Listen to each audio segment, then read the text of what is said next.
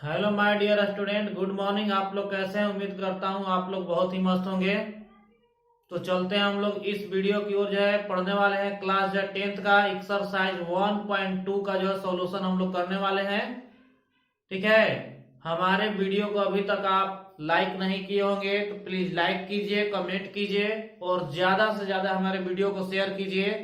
एक बात हम कहना चाहेंगे कि अगर यही मेरा वीडियो जो है अगर नाच प्रोग्राम डांस प्रोग्राम होता तो फटाफट बगैर कहे आप लाइक और कमेंट करते हैं, लेकिन ये एजुकेशनल लाइन से जो वीडियो हम बना रहे हैं, ठीक है, तो इस पे जो है लाइक और कमेंट बहुत ही कम आ रहा है। अगर यही रहता, ठीक है, भोजपुरी गाना कोई भी रहता तो उस पे जो है आप बहुत ज्यादा कमेंट करते। प्लीज आप लोगों से रिक्वेस्ट है, ठीक है, आपके लाइक और कमेंट के आधार से ही, यानी उसी के आधार पे हम लोग का जो है आत्मविश्वास जो है बढ़ता है कि हमारे वीडियो को चाहने वाले या देखने वाले लोग जो है ज्यादातर हैं। ठीक है, तो प्लीज आपसे रिक्वेस्ट है कम से कम हमारे वीडियो को जो है लाइक और कमेंट कीजिए, ताकि हमें भी लगे कि नहीं हमारे वीडियो को देखने वाले लोग हैं या इंतजार कोई कर रहा है हमारे वीडियो का। ठीक है, हम जो है आपको कुछ ज्यादा नहीं कहने वाले हैं। ठीक है, बस एक ही बात कहेंगे कि अगर एजुकेशनल लाइन का अगर वीडियो अगर कोई बनाता तो उस पर कमेंट या शेयर बहुत ही कम जो है लोग जो है कर पाते हैं। प्लीज उन लोगों से रिक्वेस्ट है कि कम से कम मेरा वीडियो भी कम से कम आप शेयर कीजिए और लाइक कीजिए। यदि आप इस चैनल पे नए होंगे तो प्लीज रिक्वेस्ट है कि मेरे चैनल को सब्सक्राइब कीजिए। ठीक है, इस वीडियो में जो है हम लोग पढ़ने वाले हैं क्लास 10th का जो है एक्सरसाइज 1.2 का क्वेश्चन हम लोग हल करने वाले हैं। ठीक है, तो थोड़ा सा भी न देर करते हुए हम लोग चलते हैं अपने टॉपिक पे। तो क्वेश्चन लिखा हुआ है, ध्यान से देखिए। निम्नलिखित संख्याओं को अभाज्य गुणनखंडों के गुणनफल के रूप में व्यक्त करना है। हम लोग जो है बचपन से लेकर के 9th क्लास तक हम लोग पढ़ते आ रहे हैं अभाज्य गुणनखंड, यानी एलसीएम एचसीएफ जो है, यानी भाग विधि से भी हम लोग पढ़ चुके हैं और गुणनखंड विधि से भी पढ़ चुके हैं। तो यही इसमें कह रहा है कि अभाज्य गुणनखंड का प्रयोग करके हमें इसको जो है गुणनफल के रूप में व्यक्त करना है। जब गुणनफल के रूप में कहे व्यक्त करने के लिए तो उसका क्या करेंगे, सबसे पहले अभाज्य गुणनखंड हम लोग ज्ञात करेंगे। जब अभाज्य गुणनखंड जब ज्ञात कर लेंगे तो सीधी सी बात है कि बस उसको जो है गुणा में हम लोग लिख देंगे। बहुत ही आसान है, ये जो मैथ बताने बहुत ही आसान तरीका से बताने वाले हैं। ठीक है, तो चलते हम लोग थोड़ा सा भी ना देर करते हुए अपने टॉपिक पे। तो देखिए इसमें जो है क्वेश्चन अभी 3 जो है लिख चुके हैं। ठीक है, 3 बताने के बाद में जो है इसके आगे हम लोग बढ़ेंगे। ठीक है, तो देखिए ध्यान से, इस चैप्टर का जितना भी क्वेश्चन हम लोग हल करेंगे, ठीक है, तो देखिए ध्यान से। इसमें दिया हुआ पहला क्वेश्चन है 140। 140 को जो है अभाज्य गुणनखंड के गुणनफल के रूप में हमें व्यक्त करना है। ठीक है, तो सबसे पहले हम लोग जो है उसका यानी कि अभाज्य गुणनखंड निकालेंगे। तो जैसे 140 है तो यहां से हम लोग सॉल्व करते हैं। ठीक है, तो 140, तो 140 का अगर हम लोग करेंगे अभाज्य गुणनखंड करेंगे तो जिसके अंत में 0 रहता है वो 2 से पूरा पूरा कट जाता है। तो 2 से कटाएंगे, ये 70 बार में कटेगा। 2 से कटाएंगे तो ये 35 बार में कटेगा। फिर ये 5 के पारा से कटाएंगे तो 7 बार में, और ये 7 से कटेगा तो 1 बार में। इस तरह से हम अभाज्य गुणनखंड जो है हम लोग निकाल लेंगे। अब क्या कह रहा था कि इसको जो है अभाज्य गुणनखंड के गुणनफल के रूप में लिखना है। गुणनफल का मतलब होता है गुणा, केवल हमें गुणा में लिखना है। ठीक है, तो अब हम क्या करेंगे, इसका जो आंसर हम लोग लिखेंगे, जैसे ये जितना भी आया है इसको हमें गुणा नहीं करना, बस गुणा के रूप में हमें लिखना होगा। जैसे देखिए यहां जो है हम लिख सकते हैं 2 गुणे 2 गुणे ये 5 है गुणे ये 7 है। 1 को हम लोग नहीं लिखते हैं। अभाज्य गुणनखंड में क्या करते हैं, जब 1 आता है तो 1 को हम लोग नहीं लिखते हैं। तो 1 को हम लोग नहीं लिखे हैं। 2 आया है 2 बार तो 2 बार लिखे हैं। 5 1 बार है, 7 1 बार है। 1 यहाँ है तो 1 को हम लोग नहीं लिखेंगे। ठीक है, अब इसको हमें आगे बढ़ाना होगा। तो देख रहे हैं हम लोग क्या चीज कि 2 जो है कितने बार है, तो 2 बार है। तो 2 बार है तो हम इसको इस तरह से लिख सकते हैं, 2 के पावर 2 लिखेंगे, क्योंकि 2 जो है 2 बार है। ये 5 जो है एक बार है तो एक ही बार लिखेंगे, और 7 एक बार तो एक बार, यही जो है आपका जो है आंसर। इसी को बोला जाता है गुणनफल के रूप में व्यक्त करने के लिए। ठीक है, जो हम ये लास्ट में लिखे हैं 2 के पावर 2, 2 के पावर 2 इसलिए लिखा गया क्योंकि इसमें जो है 140 के अभाज्य गुणनखंड में 2 जो है कितने बार है, 2 बार है। 5 एक बार है, अगर 5 अगर 2 बार आता तो 2 बार लिखते, या 5 मान लीजिए कि जितने बार आ जाए, 3 बार आ जाए, 4 बार आए, तो उतना पावर हमें लिखना होगा। इस तरह से हम लोग लिख लेंगे, यही आपका जो है अभाज्य गुणनखंड के रूप में व्यक्त हम लोग कर लिए। ठीक है, इस तरह से हम लोग आसान भाषा में बिल्कुल एकदम समझने वाले हैं, किसी प्रकार का किसी को भी दिक्कत होने वाला नहीं है। ठीक है, तो चलते हम लोग, देखिए यहाँ जो है 156 दिया हुआ है, तो 156 का हम लोग अभाज्य गुणनखंड हम लोग निकालेंगे। ठीक है, तो 2 से कटाएंगे, 2 7 14, 2 8 16, 2 से 2 3 6, 2 9 18, 3 से करेंगे तो ये 3 एकम 3, 3 के 9, फिर 13 से कटाएंगे तो ये एक बार में। इस तरह से हो गया। अब देखिए ध्यान से, ठीक है, इसमें डायरेक्ट हम लिखने वाले हैं कि 2 कितने बार आया है, तो 1 और 2, 2 बार आया है, तो 2 के पावर हम लोग 2 लिखेंगे। इस तरह से अब हम देख रहे हैं क्या चीज, ये 3 है, तो 3 कितने बार है, तो एक ही बार है, तो एक बार लिखेंगे। 13 जो है कितने बार है, एक बार है, तो एक बार लिखेंगे, यही आपका जो है आंसर हो गया। ये गुणनफल के रूप में हम लोग लिख लिए। ठीक है, अब आगे बढ़ते हैं इसको, तो लिखेंगे 38 25 है, एक ही में है, 3825 है, जिसके अंत में 5 होता है वो 3 से कटता है, नहीं तो 5 से कटता है। अगर 3 से नहीं कटेगा तो निश्चित है वो 5 से ही कटेगा। ठीक है, जिसके अंत में जो सम संख्या आता है, ठीक है, वो 2 से भाग लगता है। ठीक, उसी तरह से इसमें है यानी कि, ठीक, तो अब यहाँ 5 से हम कटाते हैं, तो 5 7 35 होता है।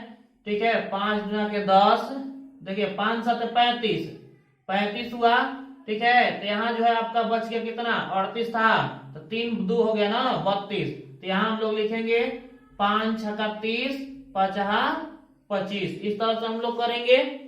ठीक है, आप ध्यान से देखिए, 5 से हम इसमें भागा दे रहे हैं 5 के पहाड़ा से, तो 5 7 35 होता है, 3 यहाँ बचा हुआ 2, 3 2 32, तो 5 6 30 हो गया, 2 5 फिर बच गया, तो 5 25 हो गया। अब उसी तरह से 5 से करेंगे, 5 एकम 5, ठीक है, इसमें 2 बचा हुआ है, 2 6, तो 5 25, 5 3 15, 3 से फिर कटाएंगे, 3 5 15, 3 एकम 3, फिर 3 से कटाएंगे तो ये 17 बार में। इस तरह से हम लोग ज्ञात कर लेंगे। अब हम देख रहे हैं क्या चीज, इसका आंसर लिखना, अभाज्य गुणनखंड के गुणनफल के रूप में हमें व्यक्त करना है। तो अब हम क्या करेंगे, 5 देखेंगे इसमें कितने बार है, तो 5 कितने बार है, 1 2, यानी 2 बार है, तो 5 के पावर 2 लिखेंगे। अब 3 देख रहे हैं, एक बार यहाँ है, एक बार यहाँ 2 बार है, तो 3 के पावर भी 2 लिखेंगे। और 17 कितने बार है, तो मात्र 1 बार है, तो 1 बार लिखेंगे, यही आपका जो है आंसर हो जाएगा। इस तरह से हम लोग जो है आसानी से जो है हम लोग हल कर लेंगे। ठीक है, तो इस तरह से हम लोग जो इस चैप्टर में टोटल क्वेश्चन को हम लोग हल करने वाले हैं। ठीक है, तो आप जो है इस क्वेश्चन का जो है स्क्रीनशॉट ले सकते हैं, ताकि इसके आगे हम जो है बता सके। ठीक है, तो ले लीजिए।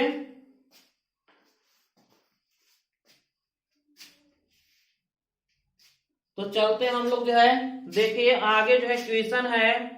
ठीक है, 4 नंबर 5005 को जो है अभाज्य गुणनखंड के गुणनफल के रूप में हमें व्यक्त करना है। ठीक है, अगला है 5वां नंबर है 74 29 को भी अभाज्य गुणनखंड के गुणनफल के रूप में व्यक्त करना है। ठीक है, तो चलते हैं हम लोग, ध्यान से देखिए। ठीक, तो लाइव जो चला गया उससे कोई दिक्कत नहीं है। ठीक है, आप देखिए, तो इसमें हम लोग अब क्या करेंगे, इसको हम लोग साफ कर रहे हैं। ठीक है,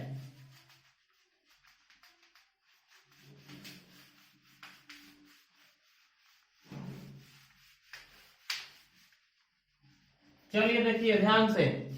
अब इसमें क्या है कि अगला जो क्वेश्चन कह रहा है, ठीक है, वो क्या कह रहा है, 4 नंबर जो क्वेश्चन है, ठीक है, वो कह रहा है 5005, वो दिया है 5005 का जो है, ठीक है, अभाज्य गुणनखंड के गुणनफल के रूप में हमें व्यक्त करना है। तो उसी तरह से इसका भी हम लोग करेंगे। ये 5000 जो है 5 रहा आपका, ठीक है। तो 5 से हम करेंगे, यहां सॉल्व लिख लीजिएगा, ठीक है। तो अब हम लोग 5 से करेंगे एक बार में, और 0 0 ये एक बार में हो गया। इस तरह से हम लोग कर लेंगे, ठीक है। अब जो है यहाँ जो है ये 1001 जो है ये 2 से नहीं कटेगा, क्योंकि इसके अंत में जो 1 लिखा हुआ है।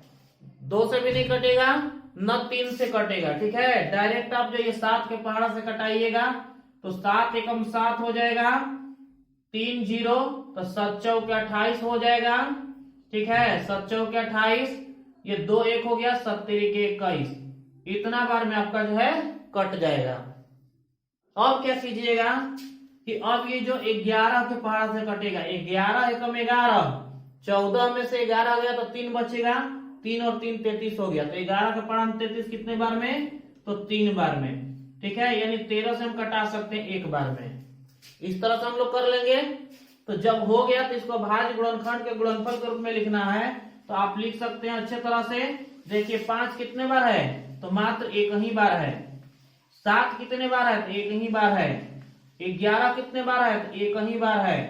और ये 13 भी एक बार है, तो मात्र जो 13 भी एक बार लिखेंगे, ठीक है। इस तरह से हम लोग जो है इसको हल कर लेंगे। यहाँ 7 है, देखिएगा थोड़ा जो बोर्ड जो है थोड़ा ब्राइटनेस हो रहा है, यहाँ चमक रहा है, तो थोड़ा ध्यान से देखिएगा। 5 लिखा हुआ है, 7 है, 11 है और 13 है। यही आपका जो है आंसर हो जाएगा। इस तरह से हम लोग हल जो है ये 4 नंबर को हम लोग यानी कि हल कर लेंगे, ठीक है। अगला जो है देखिए ध्यान से, इसको जो है साफ कर रहे हैं, ठीक है।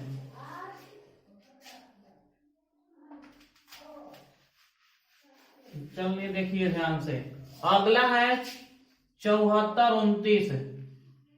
74 29 है, इसका हमें हल करना है, ठीक है। तो 74 जिसके अंत में 9 है, तो वो 3 से ही कटेगा। 3 से अगर कटना यानी 3 से कटता है, नहीं तो जो अदर होगा, यानी 2 से तो कभी नहीं कटने वाला, 5 से भी नहीं कटेगा। कटेगा तो 3 से कटेगा, नहीं तो आगे देखेंगे हम लोग, ठीक है। ये 3 4 6 से नहीं कटेगा, डायरेक्ट आप कटाइएगा 17 से, याद करिएगा, ठीक है। इसको रखिएगा कि ये 17 से कटेगा। 17 से 74 29 में भागा दीजिएगा, तो 437 बार में कटेगा, ठीक है। आप भागा दे करके देख सकते हैं। 17 के पहाड़ा में 74 29 जो आएगा आपका 437 बार में आएगा, ठीक है। अब ये जो है 19 से कटाइएगा, यहाँ पास ये 19 से कटाइएगा तो आपका जो है 23 बार में कटेगा। इस क्वेश्चन को थोड़ा याद करना पड़ेगा, क्योंकि इसमें जो है 2 3 4 5 से कटने वाला नहीं है। डायरेक्ट कटेगा तो आपका जो है 17 से कटेगा, ठीक है। ये 19 से कटेगा, ये फिर आएगा 23 आएगा, इस तरह से आएगा। तो अब आप लोग क्या कीजिएगा, इसको गुणनखंड यानी गुणनफल के रूप में लिखना है। तो आप लिखिएगा यहाँ पास 17 गुणे 19 गुणे 23, यही आपका जो है आंसर हो जाएगा इस तरह से, ठीक है। तो आप जो इसको जो है अच्छे तरह से आप जो है हल कर लीजिए, ठीक है। किसी प्रकार का अगर दिक्कत है तो आप जो बेझिझक जो है कमेंट कीजिए, ठीक है। किसी प्रकार का अगर समझ में नहीं आ रहा है तो आप कमेंट कीजिए, क्योंकि आप लोगों का जो कमेंट जो है प्रत्येक दिन हम देखते हैं। किसी प्रकार का अगर किसी को भी दिक्कत है, ठीक है, तो कमेंट को देख करके, कमेंट के आधार पे जो हम वीडियो जो बना करके आपको हम प्रोवाइड कराएंगे, ठीक है।